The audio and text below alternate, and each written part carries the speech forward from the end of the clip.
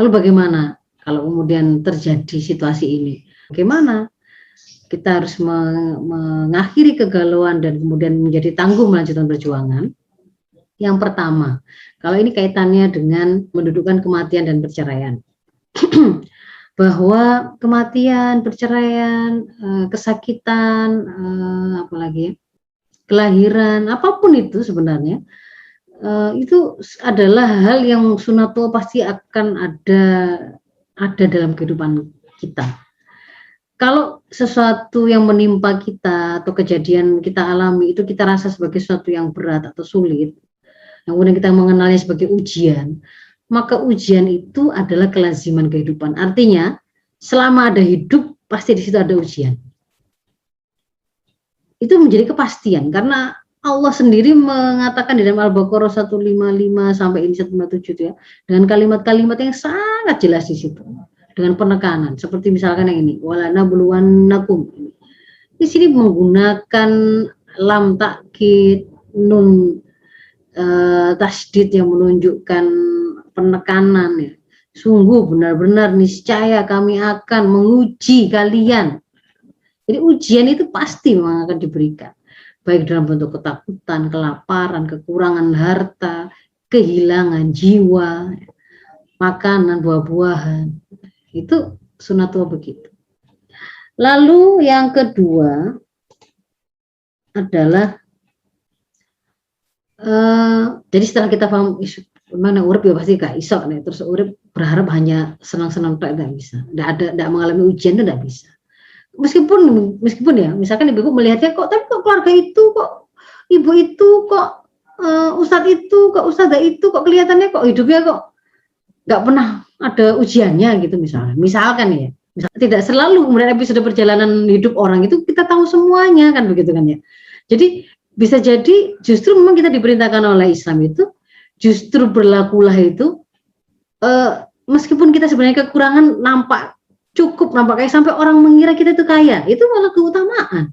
Kita itu sebenarnya juga punya masalah, tapi kita itu kemudian banyak membantu orang sehingga orang melihat kita itu tidak bermasalah, tidak memiliki masalah. Itu juga sampai membuat orang itu kemudian juga melihat kebesaran, kepemurahan Allah di dalam diri kita, kasih sayang Allah, kemudian mereka ikut memujinya, ikut bersyukur, itu sesuatu yang bagus begitu, yang kemudian diperintahkan dalam Islam.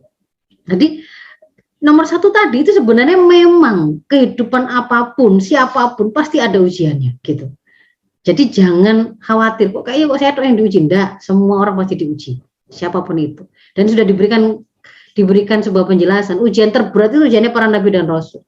Berikutnya adalah urutan di bawahnya itu adalah orang-orang yang lebih dekat kepada Allah, lebih keilmuan, lebih keimanannya, itu yang lebih tinggi ujiannya, lebih berat ujiannya. Lalu yang kedua, kita mengimani bahwa setiap musibah yang menimpa ini, itu ketentuan dari Allah. Jadi tidak usah pakai nyari-nyari. Coba kemarin tuh saya tidak bawa suami saya itu ke rumah sakit ini, atau ke dokter itu, gak mati, kan begitu ya. Ini gara-gara tetangga saya tidak mau minjemi saya uang sehingga saya tidak bisa mendapatkan nggak bisa berangkat segera ke rumah sakit sehingga akhirnya terlambat. Nggak usah begitu. Kalau memang sudah terjadi atau kejadian, maka yakini bahwa semua kejadian tersebut itu adalah takdir dari Allah.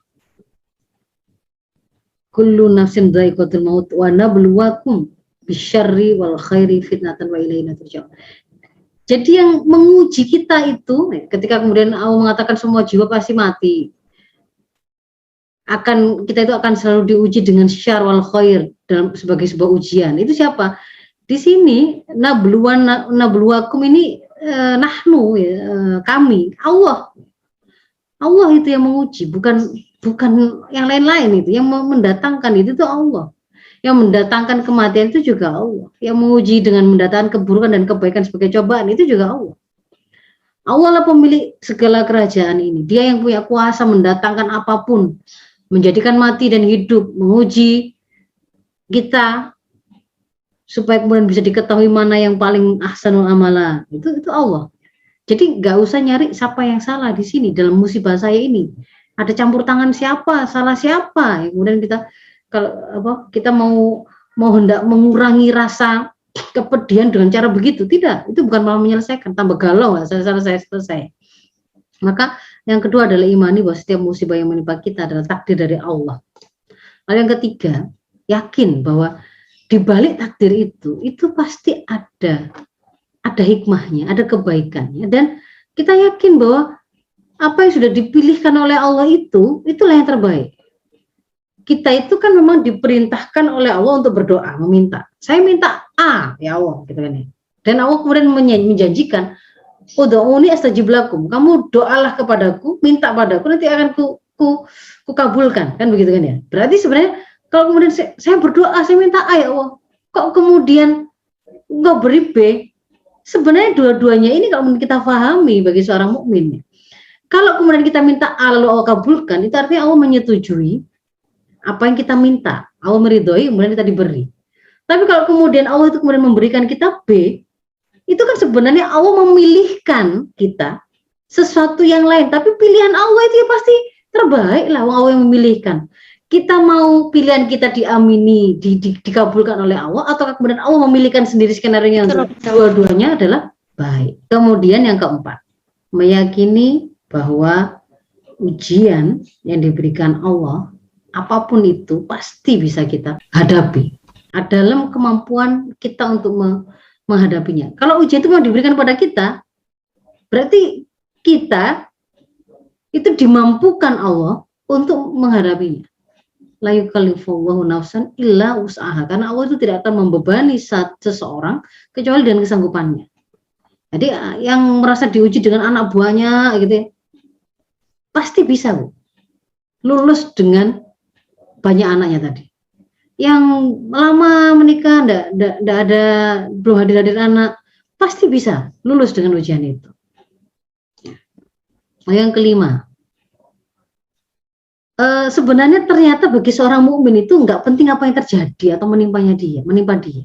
Karena semuanya, apapun yang menimpa dia, apa yang terjadi padanya, itu semuanya bisa berubah menjadi kebaikan asal pengambilan sikap yang kita lakukan itu tepat. Jadi fokusnya pada bagaimana kemudian kita berusaha mengambil sikap yang tepat dalam keadaan apapun, kejadian apapun. Karena Rasul sudah memberikan kabar, ajaibnya seorang mukmin itu adalah semua perkaranya itu adalah khairun.